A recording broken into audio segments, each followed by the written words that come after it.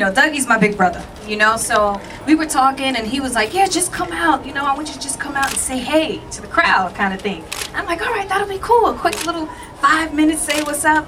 And then when they put my name on the bill, it was like, oh, she's doing a show. So we kind of had to come up with like a really nice piece, to present here. And we kind of whacked it up in the car on the way here. So I'm just super, super grateful that it came out and that we got a lot of love. And, it was a great time. Well, we can all attest, I think, that putting together a show or a set wouldn't be hard because you have hits, you have the records. Yes, sir. Very grateful. How does that feel to have records that were released, whether it's a decade ago or just a few years ago, but that still sound just as fresh and as current when you play them or perform them now? You know what? It is such a blessing, honestly. As I said earlier, my first album came out 16 years ago, and the fact that I'm still touring and still getting the same reaction to Foolish and to all of these records so many years later is truly, truly a blessing. And I'm just so grateful to be here performing with my people, you know what I mean? And just supporting each other and just spreading love and, doing what I love and inspiring women to keep going regardless, so I'm happy about that. And what's the relationship with Teddy Riley and how has that been working with him throughout the years? I don't think How has he inspired me? Because has he been inspiration to your career? Everybody loves Teddy. You know what I mean? Just being a pioneer, in this game and opening doors for artists like myself. Him just being creative and melodies and just, making hit records. That's another thing, just being able to have longevity in such a crazy, crazy industry. I don't think we hear your voice enough, in my personal opinion, gauging, in on what's happening in R&B now, but specifically with these young female R&B artists. Some of them start at 18, 19, and they're very young, and they are seeing success that is so amplified. What's your advice for girls like that are coming in and that it's like 0 to 100 with these records, and it's so fast, but no one's thinking of the long term? My advice would be to follow what's in your heart, in your gut, and surround yourself with an amazing team. Longevity is key.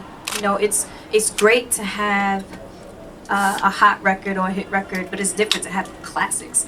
Again, to be able to be touring and listening to your songs 10, 15 years later is a blessing, and that's what kind of separates, So I know now it's a different time. It's like what's hot right now may not be hot in a month or so. Just sonically music feels different. It's different, from my album first dropped. So my advice would be put your heart and your soul into it and always think about the future and the long haul and what you want people to remember you as. And then last on my end, outside of performing, outside of music, you are busy because pen game is crazy, always has been, right? And your label situation I know is very active for you. Can you speak on your other ventures? Well, I have a record label called Written Entertainment. Obviously, I write on my own records. And I'm just really excited to be able to release music on my own label and owning my masters and being able to facilitate different deals outside of music, whether it's film or television or commercials and all of that stuff. And I think it's important for artists to know to learn that stuff early.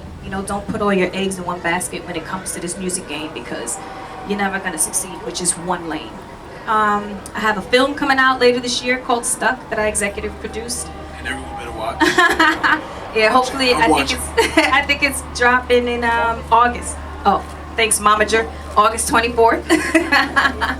Album coming out. I actually just finished an EP. Well, my EP.